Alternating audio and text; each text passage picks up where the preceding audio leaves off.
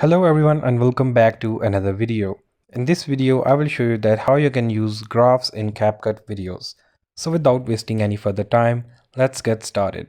First of all, go to your CapCut app and from here go to the project you want to add graphs to.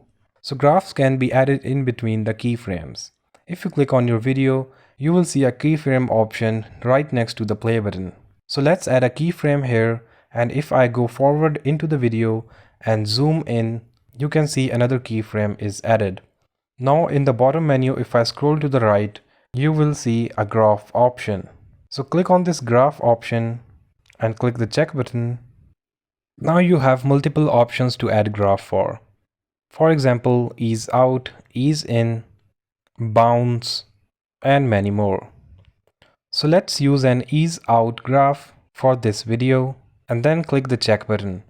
And now if you play the video, you can see the ease out has been added to this video. So that's how you can use graphs in your CapCut videos. I hope you like this video. Don't forget to like and subscribe to our channel. Thanks for watching and see you in the next video.